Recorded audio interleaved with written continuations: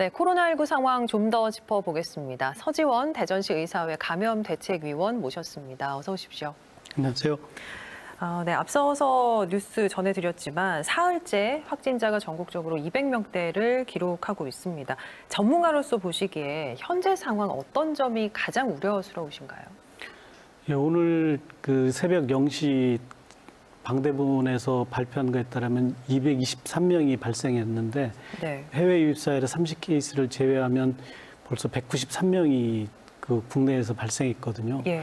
그러면 지금 저희들이 지난 3, 4월 달에 대구, 경북에서 겪었던 것 같은 그 대량 발생 사태가 다시 재발될 수 있는 게 가장 걱정되고 있습니다. 특히 그동안에는 서울하고 경기 지역에서 한 65% 정도 주로 발생했지만 예. 지금 충남, 세종 이쪽 지역에서도 한 10% 가까이 발생하고 있기 때문에 그것이 전국적으로 퍼지게 되는 상황으로 지금 진전되고 있어서 이 사태로 간다면 다시 그 겨울철이 되면서 또 심각한 상태가 올 가능성이 높습니다. 예. 대전시가 고령층이 많은 요양병원 또는 관련 시설에 대한 전수검사를 시작했는데요. 최근의 추세를 보면 40대 이하 젊은 층에서 확진자가 상당히 크게 늘고 있거든요. 이 부분에 대해서는 어떻게 보고 계세요?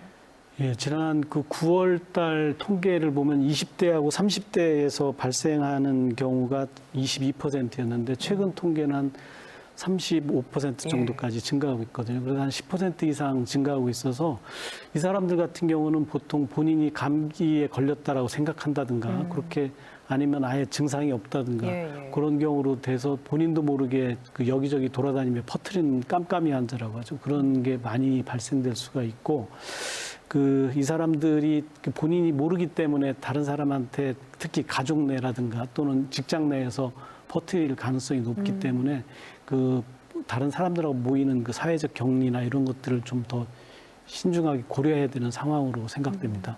전파 잠재력이 크지만 좀 경증으로 알고 지나가는 경우도 있고 무증상 경우도 있기 때문에 이제 병원에 가지 않는 그렇죠. 그런 경우도 많이 본인이 있죠. 증상이 없으니까 내가 환자라고 생각을 안 하게 되고 그렇게 되면 굳이 내가 병원에 가야 될 이유도 없고 그렇게 하다 보면 자기는 모르게 그 주변 사람들에 퍼뜨리고 다니고 특히 집안 내에 노인들이나 어린이가 있는 경우에는 그 사람들이 그 정말 취약계층이거든요. 그렇죠. 그런 층에 감염이 되게 되면 젊은 사람들이 본인도 모르게 피해를 입힐 수 있습니다.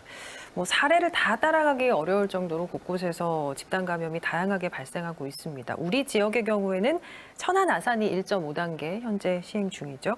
사회적 거리두기 격상 가능성 또 필요성에 대해서는 어떻게 판단하세요? 그 부분은 이제 늘 서로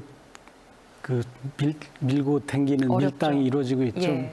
그 감염 전문가 선생님들께서는 지금보다 2, 3단계를 올려가지고 확실하게 격리를 해주는 것이 중요해서 사회적 그 질병 전파의 고리를 끊는 게 필요하다고 얘기하지만 지금 뭐 경제적인 거나 사회적인 거에서 전부 다 피로감도 높아져 있고 그다음에 경제적으로 굉장히 어려운 상태이기 때문에 정부에서 그 발생되는 상황에 따라서 그 지표에 따라 결정하는 것을 따르는 것이 합리적이지 않을까 생각합니다. 알겠습니다. 상황이 이렇다 보니까 또 수능 걱정 안 할 수가 없습니다. 수능 2주 남겨놓게 되는 이번 주 목요일부터 정부가 수능 특별 방역 기간을 운영한다라고 하는데 정부의 수능 방역 특별 대책 마련에 대해서 어떻게 평가하세요? 어떤 점 신경 써야 될까요?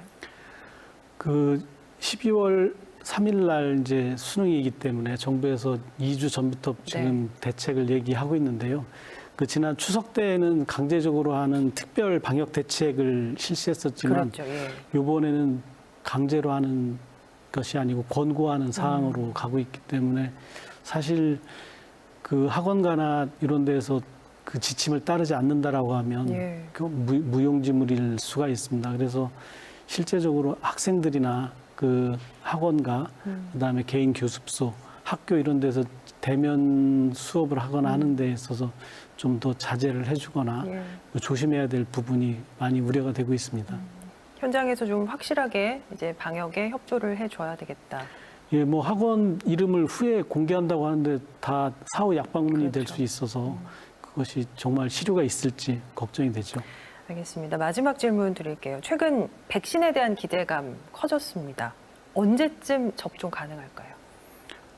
그건 아직 다 아무도 모르는 상황인데 조심스러운 부분이죠. 예. 지금 그래도 미국에서 파이자 쪽에서 나오는 약물이 지금 3상에서 성공적이라고 얘기하고 있고 그리고 영국 쪽에서 나오는 아스트라제네카 약물이 지난번 3상에 돌입했다가 그 척수염 같은 부작용이 있어서 예. 그 잠시 중단됐었는데 그쪽에서도 지금 다시 임상 진행하면서 파이자와 거의 비슷한 결과를 얻고 있는 것 같습니다. 그래서 저희 나라 같은 경우는 그 SK 바이오케미칼에서 그 아스트라제네카 쪽의 약물을 그 위탁 생산해 주기로 그 아시아 지역에 전체 공급하는 망을 구축하고 있기 때문에